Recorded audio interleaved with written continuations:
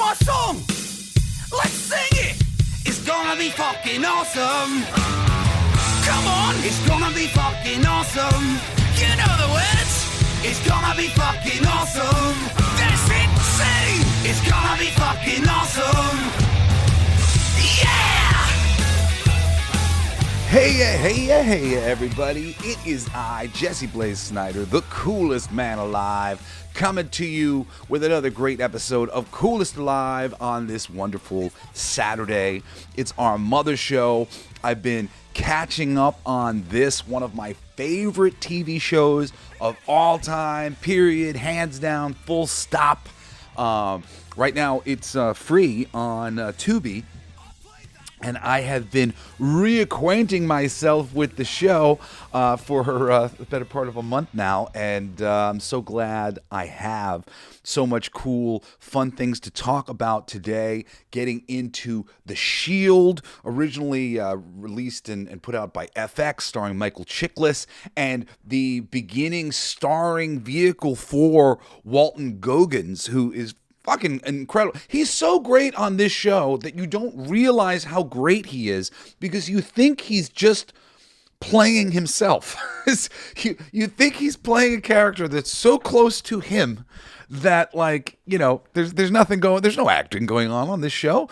That's just Walton Goggins. He's a slightly racist hick cop guy. Dude, The Shield is amazing. The Wire is probably my hands down favorite show of all time. Number 2 is probably Deadwood. Number 3 is The Shield.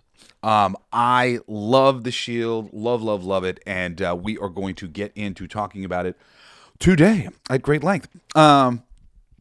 Now, before we get deeper into The Shield, if you haven't been following along the show recently, now we're doing 6 days a week, and Monday through Friday, every week, I do 5 recommendations. Every Monday, it is music. This past Monday was it Slave to the Grind?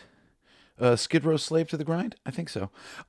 Tuesday was Monsters Incorporated, and Wednesday was Transformers Rise of Energon Universe, which is really great, drawn by Daniel Warren Johnson. He's one of my favorite recent comic book creators, writer, artist. Very rare when you have like the best versions of those people. No. That was last Monday was Slave to the Grind. This past Monday we did the Desperado soundtrack, which is a really great way to get into some Mexican music. And animated, we did David. I went like 1 week back. David from Angel Studios. That's awesome. And like I said, Energon Universe, Transformers, Daniel Warren Johnson, that's excellent. I actually just read the first G.I. Joe trade from the Energon Universe, and I'm going to cover that maybe not next weekend, maybe not next Wednesday, but soon.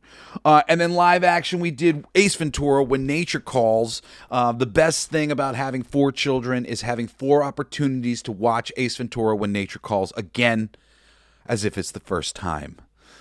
And then Friday, I did my first little bit of coverage of YouTube, The Mind Unveiled. There's a lot of channels on YouTube that I like. My favorite channel is probably The Mind Unveiled. They've been doing some mind-blowing, next level, just so interesting, real-world informational shit over the past few weeks in relation to the Epstein files. And, oh, man, the stuff that they're talking about is some of the most interesting conversations that you can have on the internet. Past couple Saturdays, I've been doing, we covered the Muppet Show, a Disney Plus special that they did with Sabrina Carpenter, so excellent. And then last Saturday, I covered Penn and Teller's Bullshit, where we recommended it, but we also kind of debunked it as we went. Anyway, it was fun. It was fun. I love Penn and Teller, and I love Bullshit. And even though I don't agree with them about everything, I still admire them and, you know, appreciate their opinions, and it makes me happy how much I mean that, you know, like just because that's what we need. We need to be able to be like, I respect you, let me hear what you have to say. And then, you know, get to talk about your side of it, and then we'll go back and forth. If you're not listening to my esoteric and conspiracies podcast, Everything They Don't Want You to Know, it's every Sunday. There's 60-something episodes. The first dozen of them are all about universal law, stuff that if you're opening your mind and you're starting to understand that there's a lot more going on planet Earth than you've ever realized, and there are people who know things and they're using their knowledge to take advantage of and abuse the system and abuse the people within the system, if you've begun to notice that, what you really want to learn is universal law. And the first dozen or so episodes of Everything They Don't Want You to Know, it's all about universal law. So highly recommend that to you. And then, of course, we're back monthly now with All Your Favorite Bands Suck. Every month I'm doing one of my favorite bands, and just, I dig it. I pick three of their best albums. They have to have at least 3 albums that I think are nearly perfect. 6 or more songs on a 10-track record that I think are worth your time. And then I just kind of direct you around. Go listen to this album first. Go listen to these songs, and it's really great. If you want to get into some new music, it's a great way to do that. And then finally, I'm Jesse Blaze Snider. My email is jbs@blacklightdistrict.studio. Blacklightdistrict.studio is my company. We make boutique comic books and music. All of the comic books that we've ever made and all of the music that we've ever produced is available for free on our website, along with recommendations for movies and music and comics and all sorts of things like that. And the Blacklightdistrict.studio website and board, like, as a cool place to hang out and get recommendations for entertainment, enjoy entertainment for free. It's growing, man. It's getting bigger and bigger and bigger every week, every day. But that's it. Without further ado, let's do this show. But I should say, I fucking love you guys. Thank you so much for listening to the show. Thank you for helping me grow it into the amazing thing that it has become over these years now. I did like an adding up of like how many podcast episodes I've done since we started now. And I'm less than 50 away from 500 episodes of our podcast, between Coolest Alive, which we crossed 300 just a couple weeks ago. And then All Your Favorite Bands Suck and Everything They Don't Want You to Know. I'm like 450 something. It's crazy. It's crazy, man. It's crazy. All right. Without further ado, let's talk about one of my fucking favorite shows of all time, The Shield. Now, this show was released between 2002 to 2008, originally from FX Network, Fox Television Studios, Sony Pictures Television. It's created by Sean Ryan, 7 seasons, 88 episodes, and it takes place at the fictional Farmington district of Los Angeles, called The Barn. Now, I've lived in Los Angeles, and my girlfriend's father is a 35-year vet of the LAPD and was around during the time that the very famous real-life Rampart Police Scandal happened in the LAPD. And this barn and this show of The Shield, it is loosely but directly inspired by the real-life Rampart Police Scandal in the LAPD. Now, for those of you who never heard what went down with the Rampart District in the and with the LAPD, I'm going to illuminate you. The Rampart Police Scandal was one of the largest police corruption scandals in U.S. history and the real-world inspiration behind The Shield. In the late 1990s, dozens of officers in the Los Angeles Police Department's crash anti-gang unit in the Rampart Division were accused of serious crimes, including planting evidence, framing suspects, stealing drugs and money, beating suspects, perjury in court, unjustified shootings. The scandal exploded after Officer Rafael Perez was caught stealing cocaine from an evidence locker in 1998. To reduce his sentence, he revealed widespread corruption within the Rampart unit. The fallout of this was 70-plus officers being investigated, 100-plus criminal convictions being overturned, millions paid in civil lawsuits, and major reform forced upon the LAPD. The main character of Vic Mackey who leads the Barnes strike team, is essentially a fictional version of the corrupt crash units that operated in Rampart. The key idea being, what if a police anti-gang unit was actually acting like a criminal gang itself? That premise became the foundation of The Shield. And, I'm going to walk a line here, as I often do. For those of you who've listened to me for a long time, I really don't like spoiling the things. Like, these are good things. Like I want you to watch this show, and especially when it comes to like a TV series, because there's so many ebbs and flows and turns and stuff. So I want to do my best to really not like spoil anything about this show. Just be talking in sort of overages, so as not to have you leave the conversation about the Sixth Sense film, and then you go to watch the movie and you're like, hey, wait a second, I think this guy's dead the whole time. Forgive me if you haven't watched The Sixth Sense. Those poor people.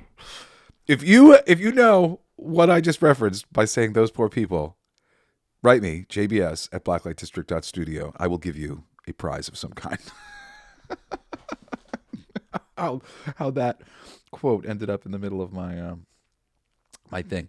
Okay, so keeping in mind, this show's got some twisties and turnies, so I don't want to. I'm going to really do my best not to lead you down those paths. Like not even like not say it, but like try not to point in the directions that'll spoil it when you watch.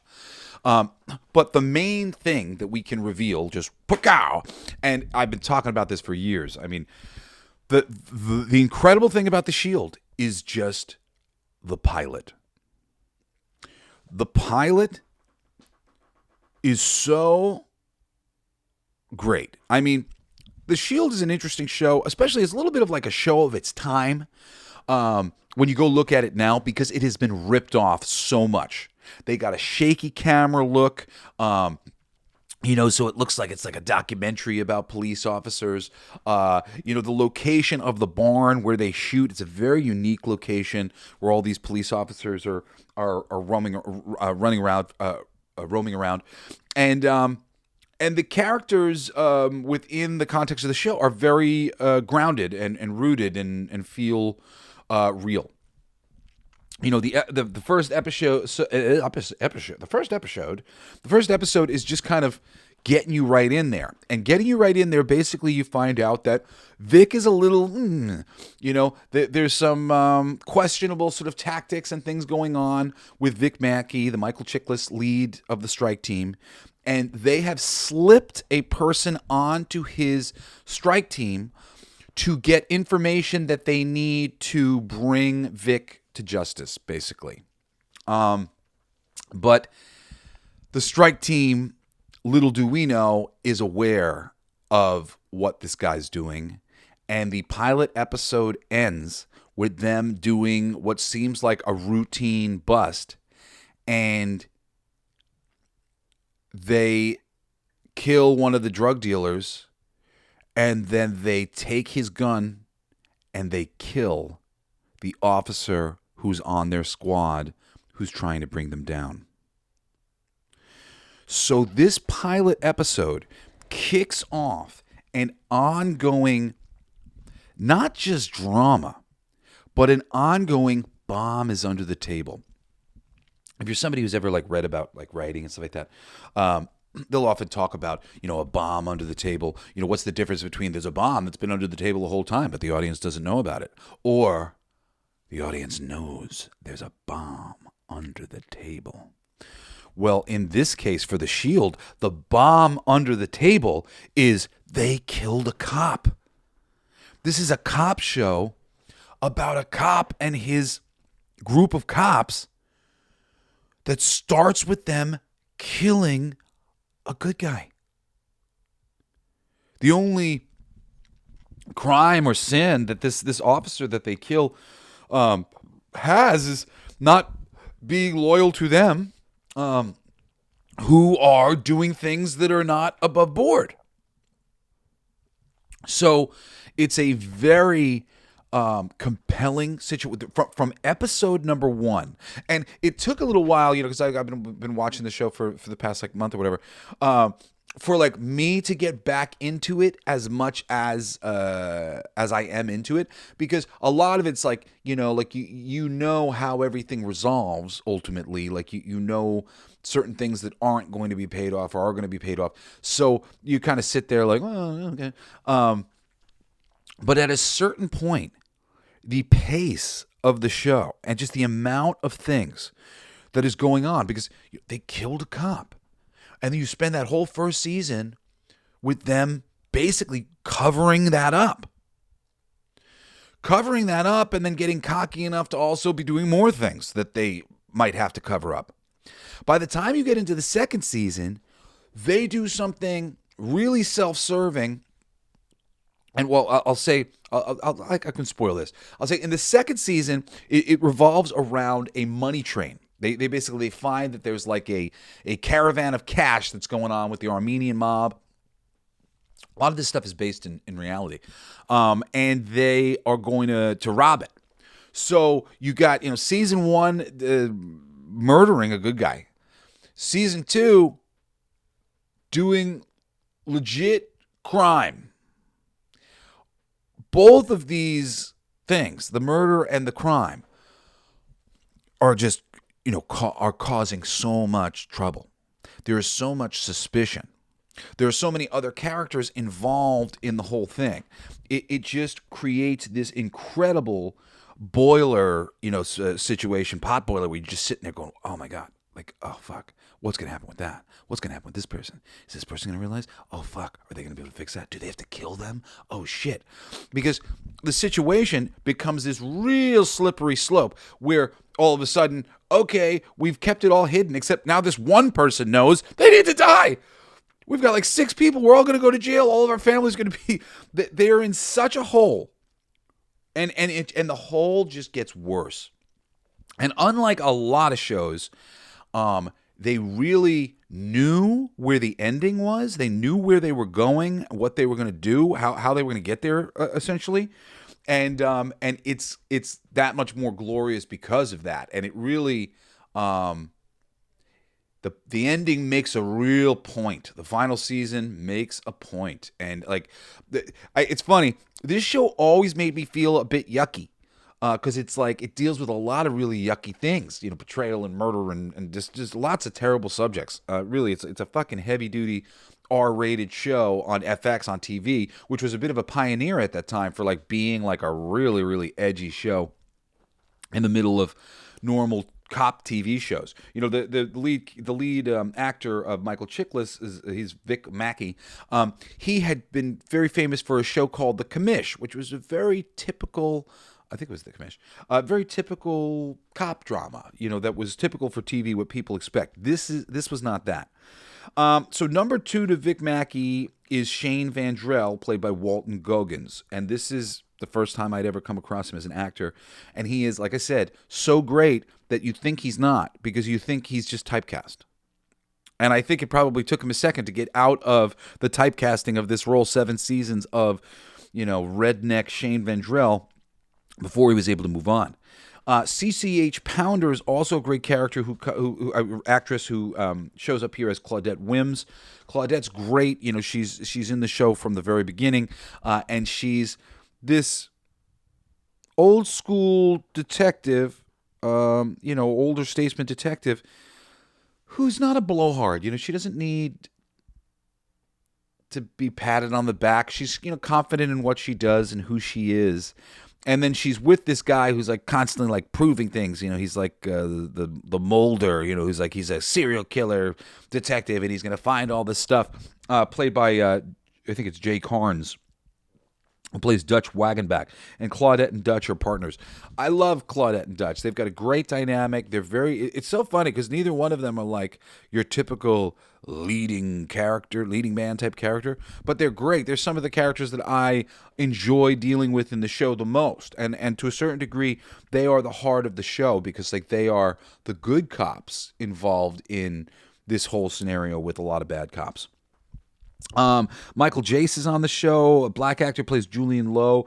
Very complex story that he's got very hard to get through. Like his plot is difficult because he's gay and he's in this situation where he doesn't want to be gay, and it's always such a terrible story to see somebody who's like struggling with who they are as a person. And then his partner is played by Catherine Dent, plays Danny Sofer. And she's great. She's another character. They really have a nice group who are focused on within the barn beyond just the strike team of Michael Chiklis, Walton Goggins, and their two, eventually three other members.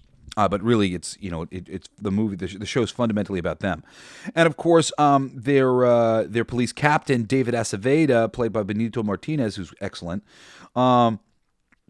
And one of the other main characters, who's one of my favorite characters of the show, who's on the strike team, is Curtis Lemansky, played by Kenny Johnson. Kenny Johnson's actually the guy who Blade saves at the beginning of the first Blade movie. Remember, there's like a guy who's like so excited to go into the club, and this like hot chick's bringing him into the club, and he's like, wow, it's amazing, and like look around here, but like the girl he's with being like kind of rude to him, and eventually she just like laughs at him, and he's like, oh fuck you, like whatever, like so I'm gonna go like talk to some other girls here at this place, and then that's when like he realizes they're vampires, and he's trying to get out of there, and he drops to the ground, and he's at the feet of Blade, and then Blade starts killing everybody at the beginning of the movie. That was Kenny Johnson.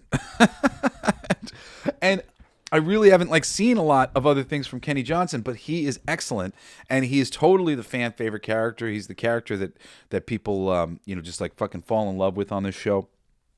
And well deserved. It's just really, it's really great. It's funny too, watching the pilot all these years later.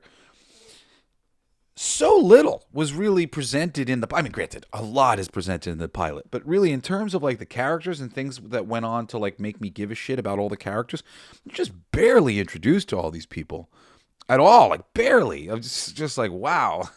Like, TV shows really take their time, just slowly but surely will give you some more information. And then there are some reoccurring characters beyond that who show up eventually as the show goes on, like Glenn Close, who got onto the show because she was a huge fan of it. She watched the season one of she binge watched S.H.I.E.L.D. season 1, and she was like, I got to be on that show. And Glenn Close was great. Even better was Forrest Whitaker, who really wanted his villainous character to be, tragically heroic, tragic villain, and he is. Forrest Whitaker's a great actor. So is Glenn Close. They had a lot of really good actors come on. Also, Laurie Holden, who you might know from Walking Dead and other places. David Marciano, Paula Garcese. I think that's how you pronounce his name. Garcese. And of course, larger than like the actors within this show were the creative people that came out of it, because this was a really big deal here. This show was created and show run by Sean Ryan, but it was executive produced and written by Kurt Sutter, Glenn Mazzara, Charles H. Eagley, and Scott Rosenbaum. Which is just like a fucking murderer's row of future TV heavy hitters. Also notable directors who are also TV heavy hitters, Frank Darabont, David Mamet, Clark Johnson, Barris Barclay. I mean, Frank Darabont and David Mamet, I fucking love David Mamet. So they really had, it was a great show, and they had great artists going, I think your show's great. We'd like to come in and work on it. Which is just a testament to what a fucking awesome show it was. So, I mean, and the show was a massive success, really at the time. It ran for 7 seasons, 88 episodes, even though they didn't know that they were necessarily going to keep going, because, the metrics for whether or not, it's going to keep getting picked up, but it did.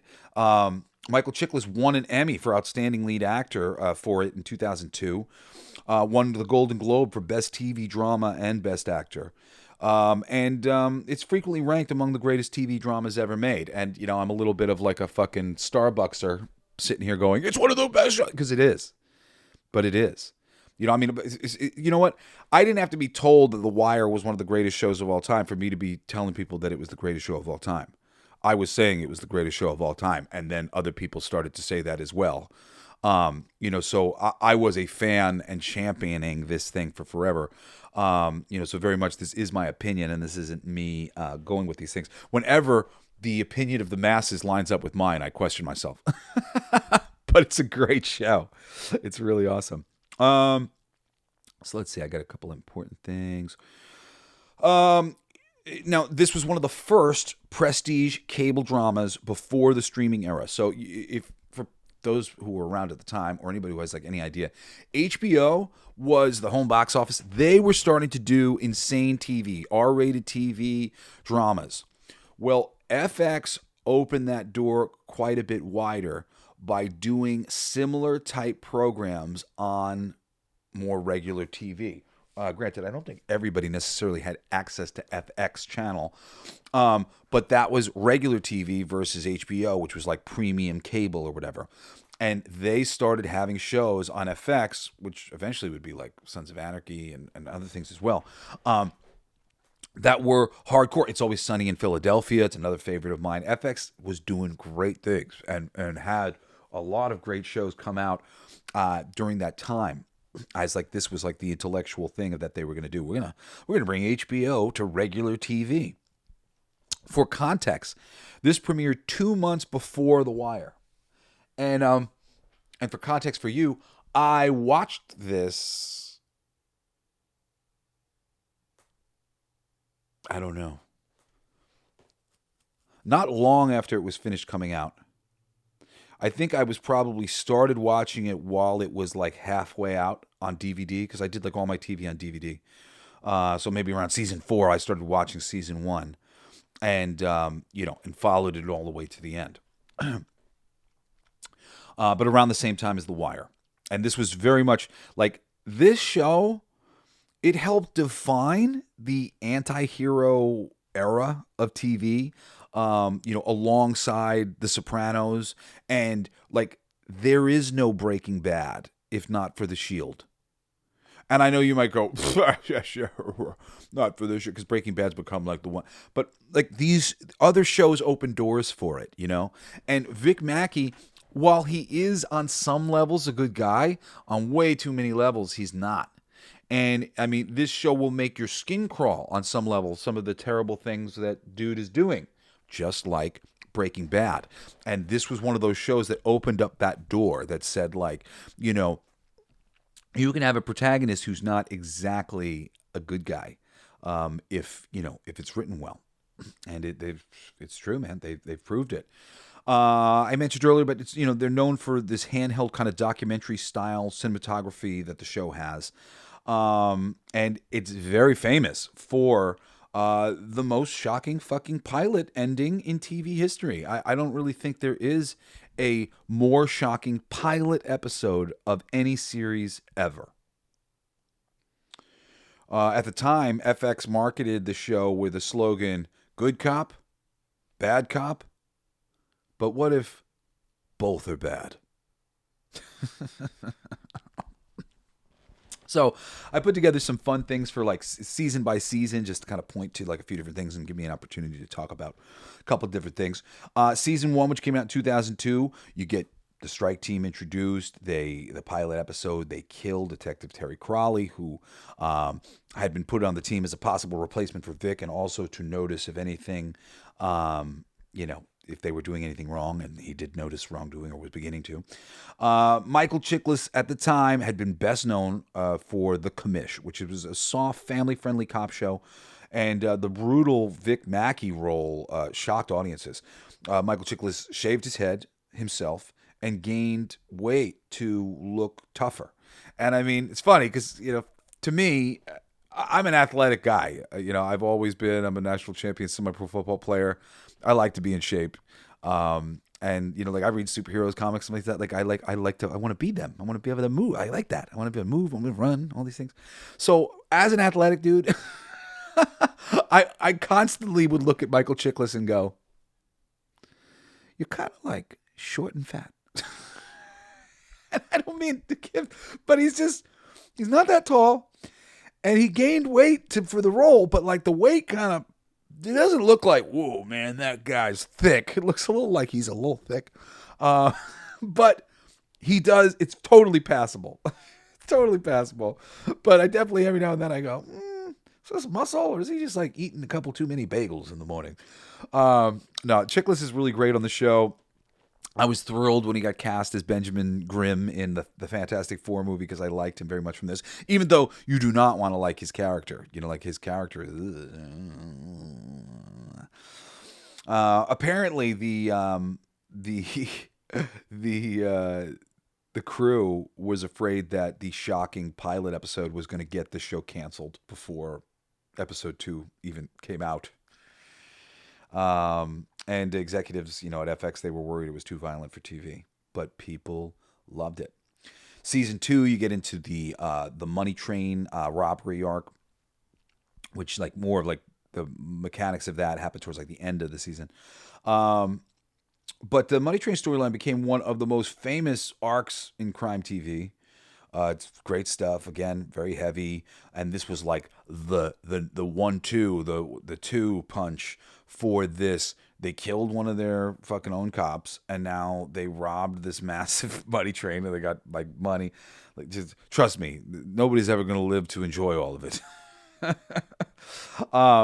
And apparently, in the second season, the writers intentionally made the strike team more criminal. And they wanted them to just kind of keep being more criminal. And I would say what happens is it's a slippery slope. It's like they did this thing that was really heinous out of necessity after they had already been basically like caught being bad cops.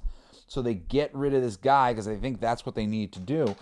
And a lot of the crimes that they commit thereafter are just sort of built upon. It's like, the money train thing is an additional thing, but a lot of the other plots around the season, it's just like things that happen because of the money train, things that happen because they killed Terry, things that happen because of things that they had to do to cover up the things that they did, because then they'll commit more crimes to cover up that they killed Terry, more crimes to commit that they cover up that they did the money train. The committing crimes to cover up the other crimes thing really just gets to a place where you're like, oh my God, these guys are going down. And I guess that's kind of like the benefit of the show is like from episode number 1 with the pilot, you're like, these guys need to go down. They deserve to go down. How is this going to all play out? And like, so you're kind of watching to see justice be done. It's really crazy. Apparently, whether or not they were going to end the season with the money train thing was debated. But season 3, you get more into because of the Armenian money train, the Armenian mob, and the storyline involving them. And season 3 is like when the strike team, those main 4 or 5 guys, start fracturing. And this is done in a lot of ways really well. It's very frustrating. Like I said, with Shane or Walton Goggins' character, it's like his character is so legitimate that like it's you legit just kind of am annoyed. You're annoyed with him because his character is so legitimately annoying and like just small-minded and stupid. He gets jealous about things and he ends up hooking up with like this girlfriend. I don't know if that starts in the 3rd season yet. Who's a real, oh God, she's controlling him in different ways. And he's got massive guilt over them killing Terry. It's just, oh man, the fractures that start happening within the team are awful because, there's characters like Lem, who you just love completely. And then Michael Chiklis, who's somewhere in the middle, like he's like this reasonable guy and he's like a good guy. He cares about kids. He cares about right and wrong, but he's doing bad things all the time in the name of protecting himself and protecting his guys. And then Shane is just a bit of an idiot, and so you really get a full spectrum between Lem and Shane of like this guy's really earnest and sweet and kind of cool, and you understand him. Michael Chiklis less so because he's just willing to go further, and then Shane like, oh my God, you're like want to fucking smack this guy in the face and go, get it together, you asshole! You're ruining your whole life. You're ruining everything. The Armenian mob characters and story arc and everything became fan favorites this season. Once you get into season 3, the amount of trouble that they're hiding from and running from has just more than doubled.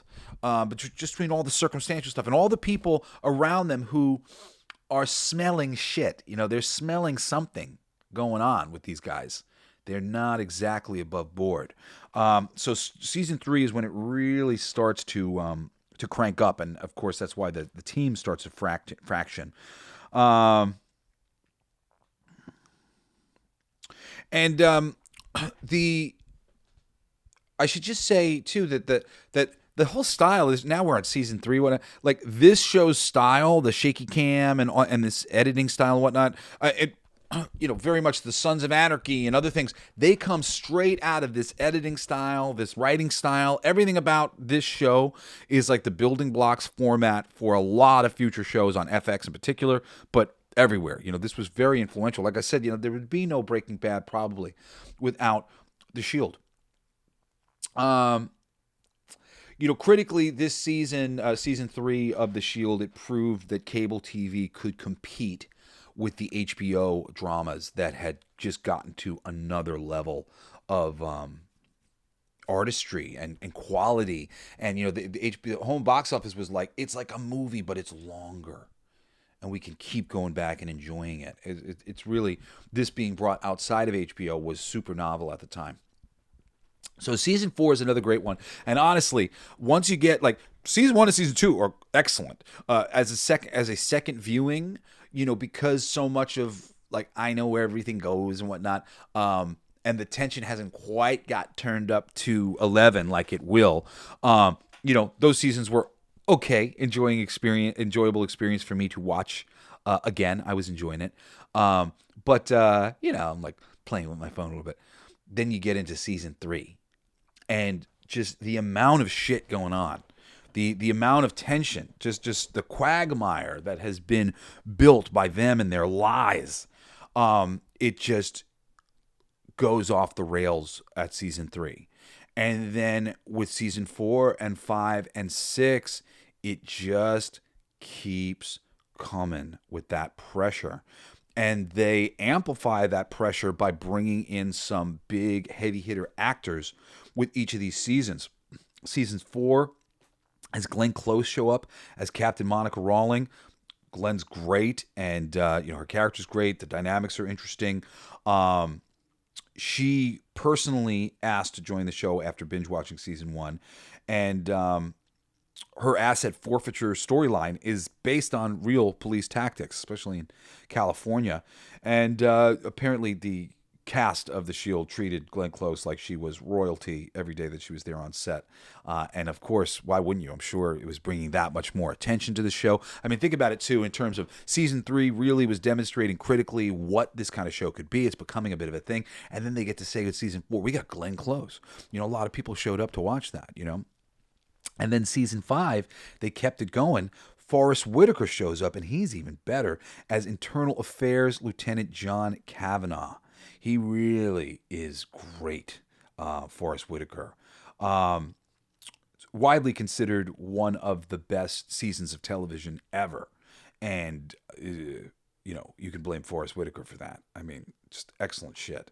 And Kavanaugh was written as Vic's moral mirror image, but Whitaker insisted on playing Kavanaugh as a tragic hero and not a villain, which I think makes it, it's just, it's talking about the uncomfortability of watching The Shield. Often you're just like, oh my God, I don't like this.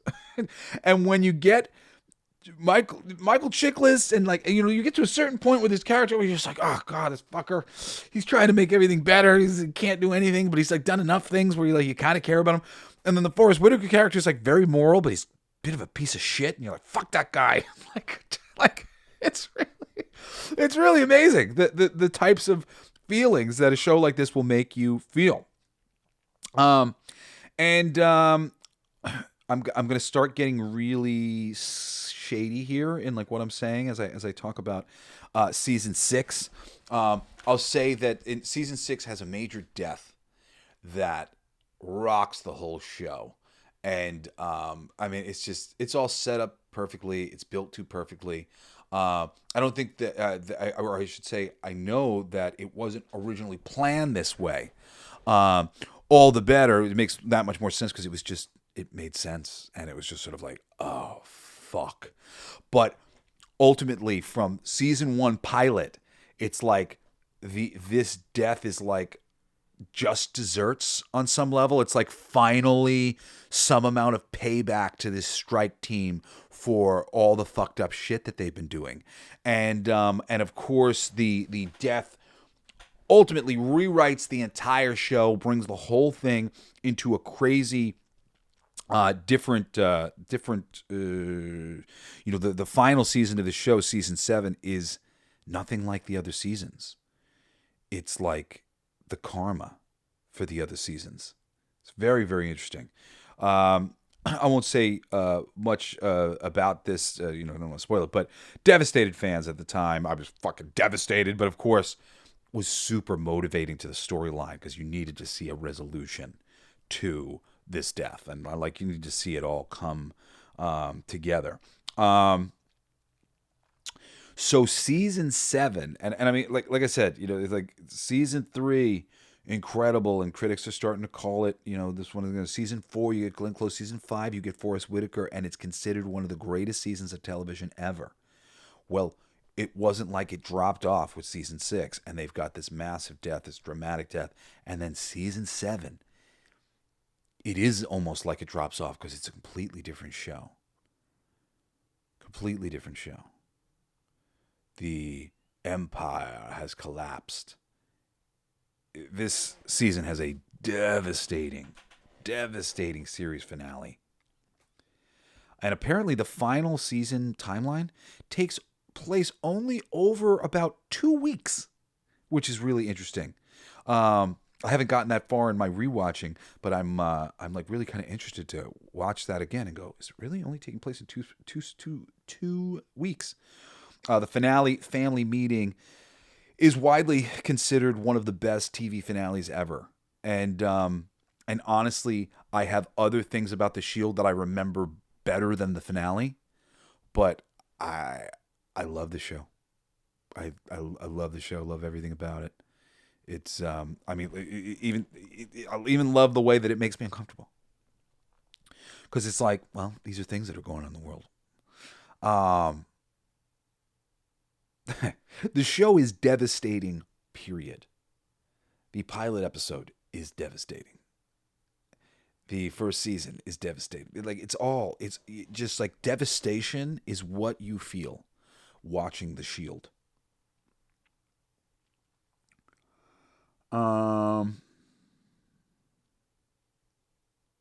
Yeah, I won't mention this. Just there's a iconic, ironic twist at the end, but again, I want you guys to go watch this. It's really a show worth your time. I'm really recommending something that is excellent and will keep you on the edge of your seat as long as you're watching it. Just wanted to talk a little bit about some of the people. I mean, Michael Chiklis, he went on to do a lot more other things: An Ordinary Family, American Horror Story, Gotham, and he's become a producer and director. Walton Goggins, holy shit, man, he's had a massive career after this show. Justified as Boyd Crowder, Vice Principals, which is a favorite of mine. The Righteous Gemstones as Uncle Billy, fucking love Righteous Gemstones. Hateful Eight, one of my favorite movies ever.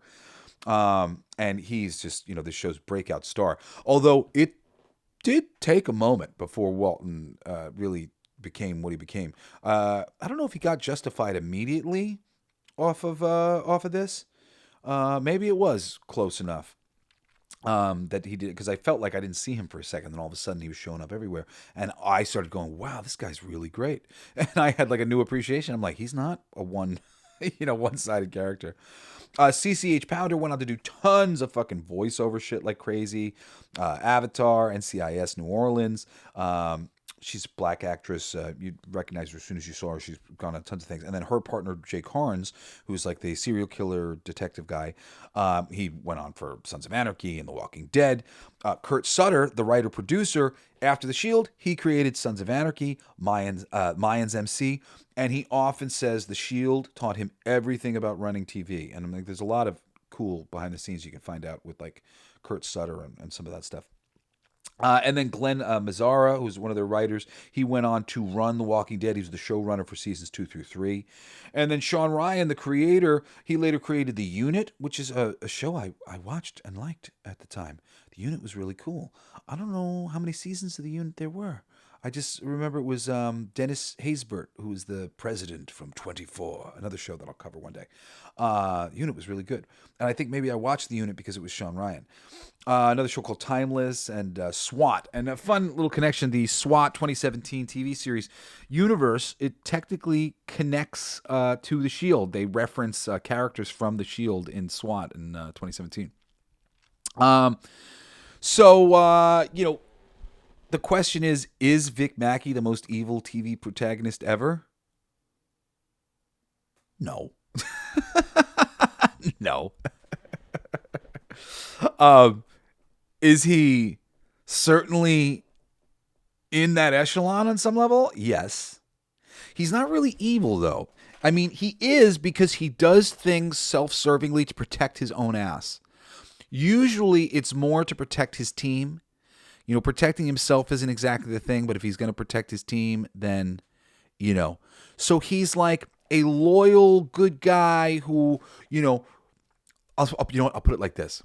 And watching this, I was like, we like Vic Mackey because he's not a pedophile. That's it. He's willing to do what he needs to do to get things done. Most of the people that he's dealing with are criminals on some level or another. So him being a criminal on some level or another, it's like all relative. And at the end of the day, Vic Mackey doesn't want to eat or have sex with babies. It's funny, the subtlety, because there are evil people that will get behind them because at the end of the day, they're not that evil. They're just evil within, some certain confines. And he ultimately is a protagonist. He's a good guy, but he's willing to do a lot of bad things in the name of what he thinks is right, which can be a bit skewed. So the most evil TV protagonist? No, he's not. Did the Shield pave the way for, the Walter Whites of the world? Abso-fucking-lutely. And is Walter White or him, who's worse? I don't know. Walter White's kind of worse on a lot of levels because he's not dedicating his life to police work. And there's a couple of fundamental things about Vic that make him a good guy. And was Walton Goggins, Shane Vandrell, is he the most tragic character? And of course, I'm not revealing a lot of the things that go, but he's kind of the most deserving of scorn in some levels, in some ways. He's being punished for the type of person he is, the type of man he is, which is maybe a little bit less empathetic and less discerning. He certainly gets a pretty tragic end. And, why does the show still feel more raw than modern crime shows? I'm watching this now. And, maybe the camera quality feels a little dated. But, what you're looking at and, where you're in, it feels very... Yeah. It still makes me super uncomfortable. Really. Really does. I'm just these guys are... not the...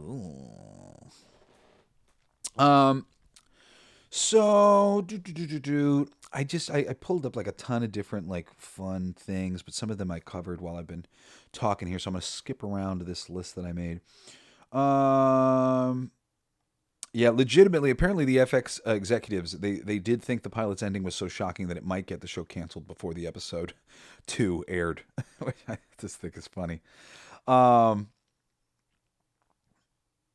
The pilot episode was directed by Clark Johnson, who also played Detective Gus Haynes on Homicide: Life on the Street. That's a classic cop show that a lot of people will reference and talk about.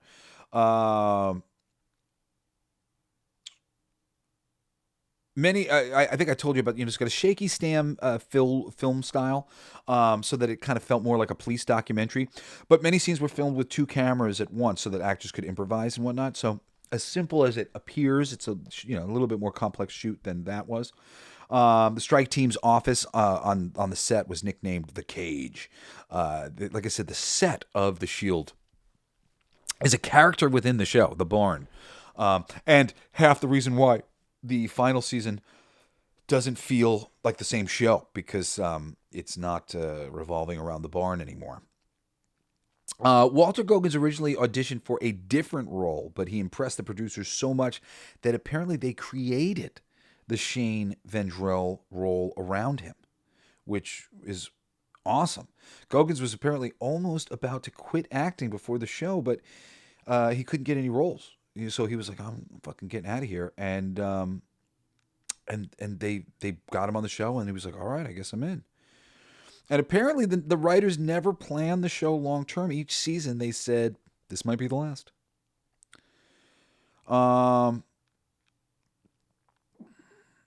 This is cool, especially because I had watched the show when I was not living in Los Angeles and then moved out there and recognized tons of shit because the show is often filmed in real Los Angeles neighborhoods, sometimes without fully closing streets.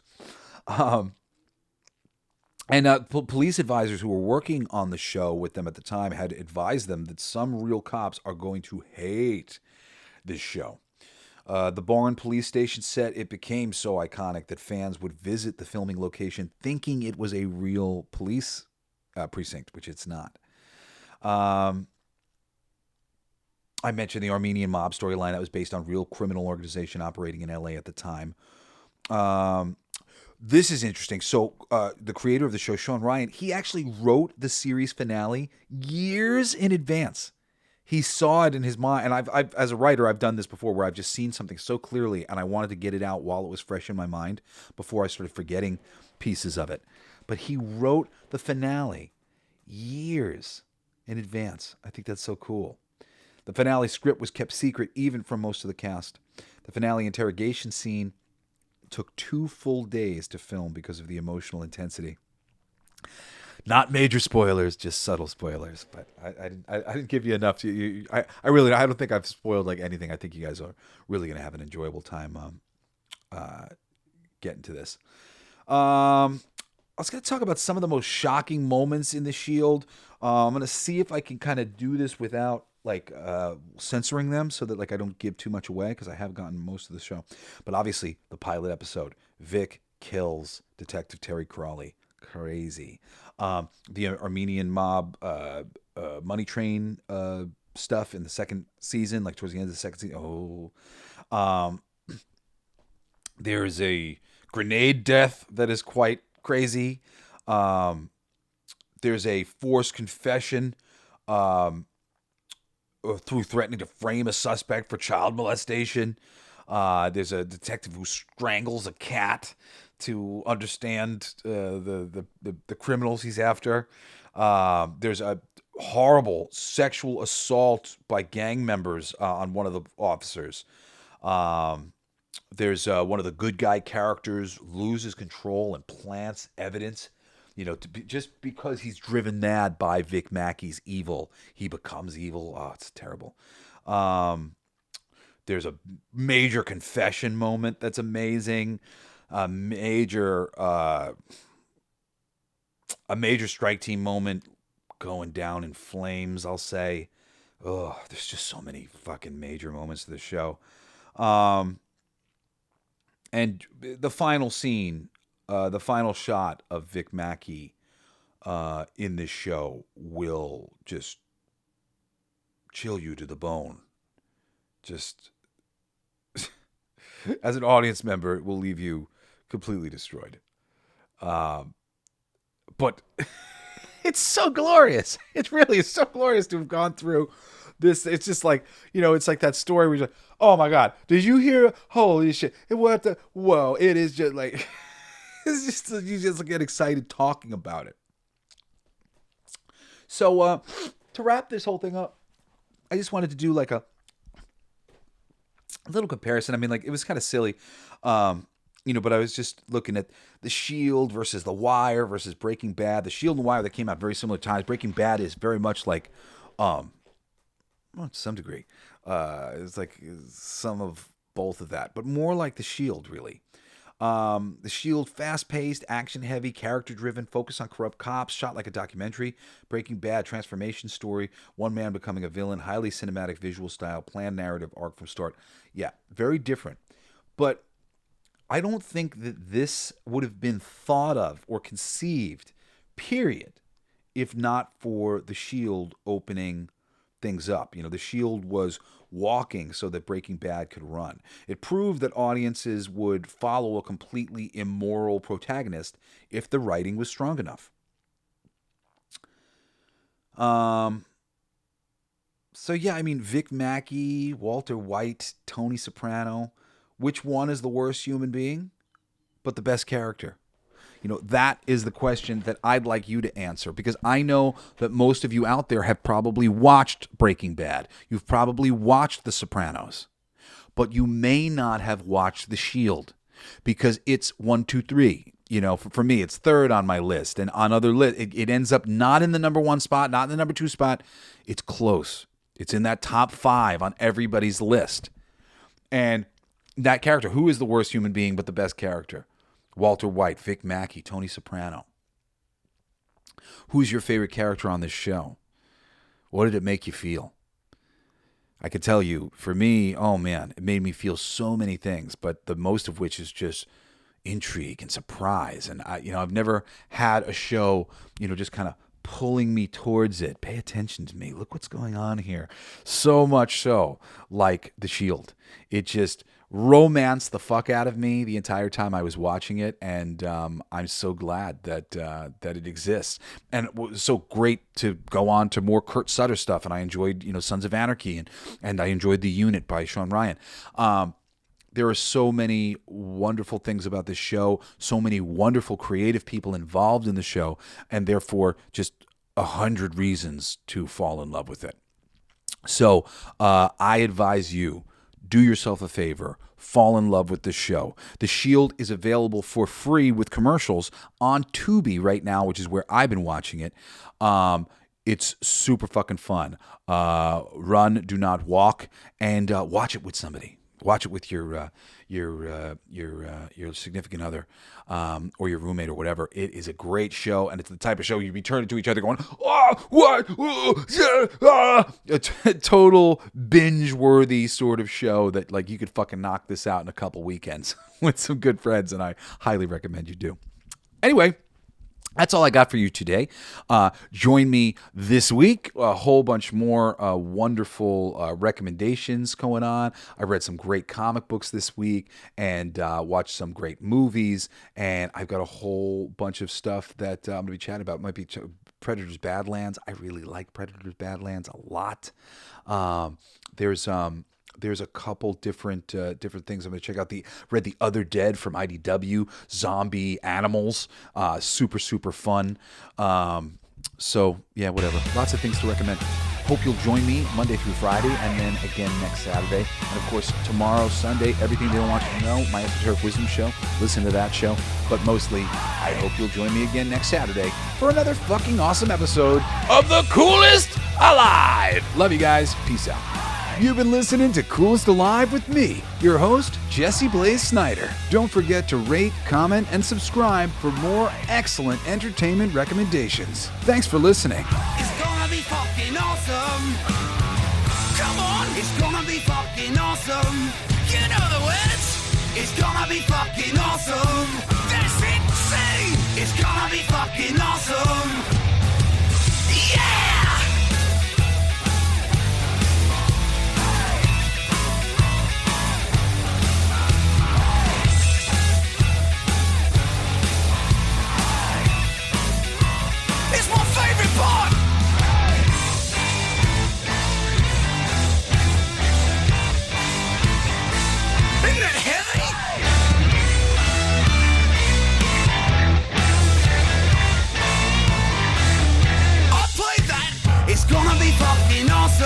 Coolest alive.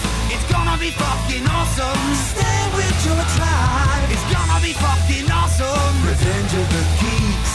It's gonna be fucking awesome. Week after weeks. It's gonna be fucking awesome. Laughing with you. It's gonna be fucking awesome. And crying sometimes too. It's gonna be be fucking awesome. Making you shout.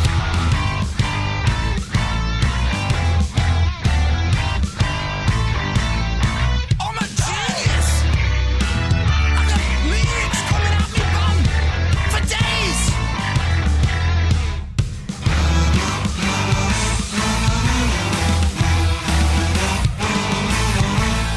You like that? It's a kazoo solo.